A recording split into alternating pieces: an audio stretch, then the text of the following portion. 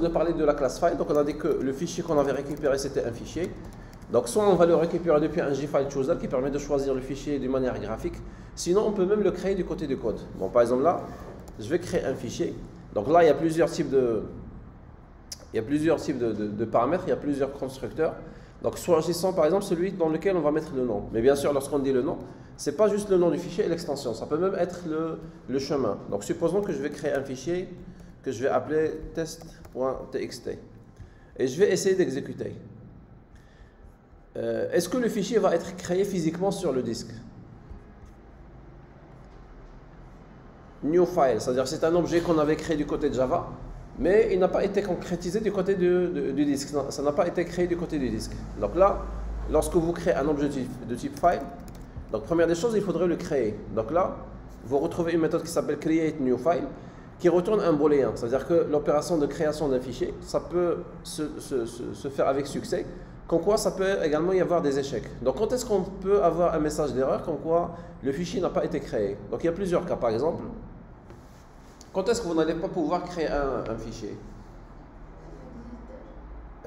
Existe déjà, ça veut dire qu'il y a déjà un fichier avec le même nom. Ça peut être l'espace qui n'est pas, il n'y a pas assez d'espace pour créer le fichier. Bon, ça, je pense que ça ne devrait pas être le cas, tout simplement parce que le fichier, lorsqu'on va le créer pour la première fois, c'est un fichier qui est vide. Donc à la base, il va toujours retourner true. Sinon, ça peut être également par rapport au droit d'accès. On est en train d'écrire dans un fichier, bien de créer un fichier dans un dossier, mais on n'a pas le droit de créer des fichiers à l'intérieur. Donc supposons qu'on va créer un booléen B. Bon, généralement, lorsque vous travaillez avec des ressources, comme c'était le cas de l'impression, comme c'était le cas également des images, il faut toujours les mettre dans un bloc try-catch, parce que le fait de travailler avec des ressources externes, généralement, il y a des exceptions que peuvent être déclenchées. C'est la raison pour laquelle, lorsqu'on travaille avec les fichiers, même chose lorsqu'on va essayer de travailler par la suite avec les bases de données. Donc, toujours la première des choses, c'est de commencer par un try-catch.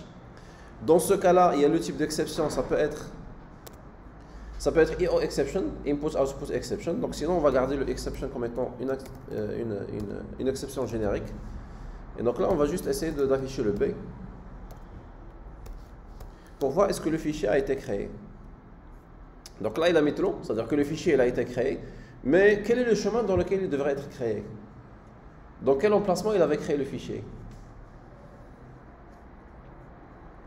Normal, juste logiquement, on n'avait pas spécifié le chemin. Donc où est-ce qu'il va le mettre?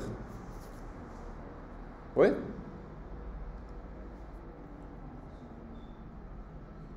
Il n'a pas de chemin, donc forcément il va le créer dans le dossier du projet. Donc si on essaie de vérifier sur le dossier du projet,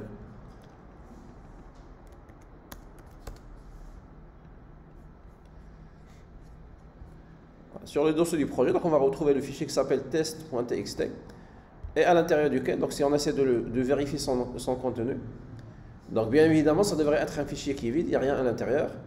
Maintenant, donc il n'y a rien à l'intérieur. Supposons cette fois-ci on veut y écrire, on veut modifier le contenu.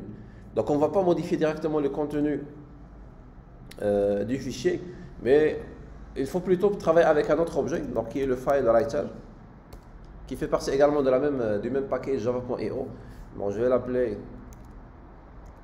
écrire est égal à new file writer. Et bien sûr là il faudrait l'associer au fichier, comme quoi c'est un élément qui permettrait de créer dans ce fichier là. Et donc lorsque vous mettez écrire point, vous allez retrouver plusieurs méthodes. Il y a le append, ça permet de faire une concaténation. Sinon si on veut écrire, d'ailleurs il n'y a rien sur le fichier, donc il y a également la méthode write qui permet d'écrire dans le fichier. Donc là on peut mettre un message et on va essayer de réexécuter. Bien sûr, pourquoi il a retourné false? Tout simplement parce que l'objet ou bien le fichier il a été créé, mais même s'il a retourné false, il va écraser le fichier. C'est comme s'il ne va pas le créer pour la première fois parce que la méthode s'appelle createNewFile et donc là il n'y a pas de nouveau fichier, donc le fichier existe déjà, il va juste le modifier.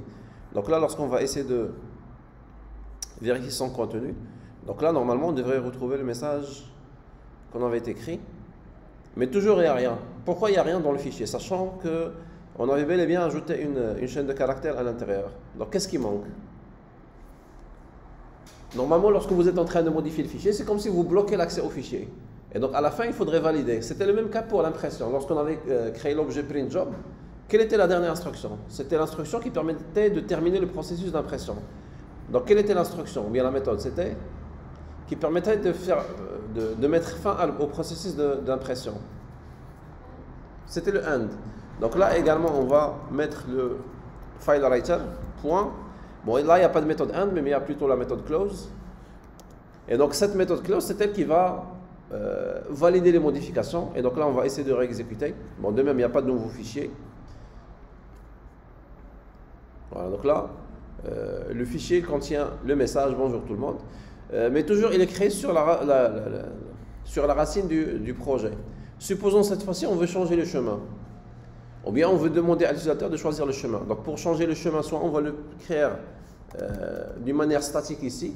Sinon, si on veut demander à l'utilisateur de choisir le chemin, qu'est-ce qu'on peut faire avant de créer le fichier? Ou bien autrement dit, comment faire pour récupérer un chemin du côté de Java, par exemple? Le chemin, comment on peut, ou bien par exemple si vous voulez, si vous travaillez sur Word et vous allez saisir, vous allez écrire un fichier, vous allez modifier un fichier et vous allez l'enregistrer. Comment il va vous demander de choisir le chemin dans lequel vous allez l'enregistrer? Qu'est-ce qu'il ouvre? Oui? Donc qu'est-ce qu'il est en train d'ouvrir? C'est une boîte de dialogue, c'est-à-dire que c'est le même GFileChooser. Donc là, on va utiliser le même GFileChooser. Cette fois-ci, non pas pour choisir un fichier, mais plutôt pour choisir un dossier, pour choisir un chemin. Donc là, on va créer un new GFileChooser. On va essayer de l'ouvrir. Open, bon, plutôt show Open Dialog. Bon, là, il n'y a pas de GFrame, on va mettre nul, parce qu'on n'a pas besoin de bloquer quoi que ce soit. Il n'y a pas de fenêtre qu'on a besoin de bloquer. Et donc, par la suite, on a besoin de choisir un dossier cette fois-ci et non pas un fichier. Donc ça devrait être jf.getSelectedFile. Bon, c'est la même instruction. On a dit que file, ça fait référence à la fois vers des dossiers, comme ça fait référence à des fichiers. Et donc, qu'est-ce qu'il faudrait ajouter sur le nom? On va ouvrir la boîte de dialogue. On va choisir un dossier et non pas un fichier. Et ce dossier, ça devrait être le chemin du fichier qu'on va créer. C'est-à-dire que là, il faudrait ajouter le chemin du dossier. Pardon? Donc, quelle est la méthode qui permet de choisir ou bien de récupérer le chemin? C'était... On l'avait déjà utilisé dans le premier, pour créer l'image à partir du fichier. Déjà, ça devrait commencer par get, on est en train de récupérer. Et donc là, il y a la méthode getAbsolutePath qui permet de récupérer le chemin absolu. Bien sûr, on a besoin de le concaténer avec slash et avec test.txt. Donc, en essayant de réexécuter, par exemple, si j'essaie de créer sur le bureau, le problème est que si je clique sur desktop, le open n'est pas activé parce que par défaut, le GFileChooser il est défini que pour choisir des fichiers. Et donc là, il faut changer le mode de telle sorte à dire que on va plus créer on va plus choisir un fichier sur le GFileChooser, mais on a besoin de choisir un dossier. Donc c'est la raison pour laquelle on a besoin de changer le mode. Set file selection mode. Donc là on va mettre GFileChooser point.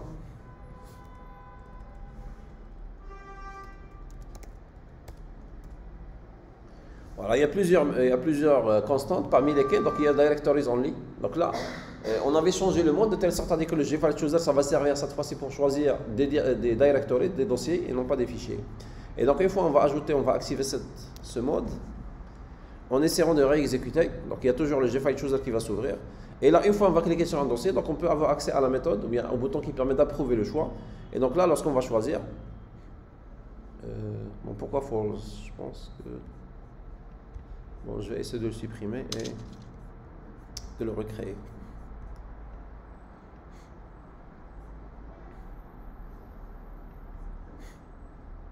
Voilà, donc là, on a créé le fichier.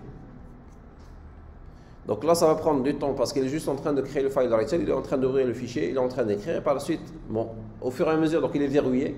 Mais une fois on va terminer, on va fermer le file writer, donc ça permettrait d'arrêter l'exécution. Et donc là, on va retrouver le fichier test.txt sur le bureau. Et donc, en essayant de l'ouvrir, donc également, on va retrouver le fichier avec le même message qu'on avait défini dans le code.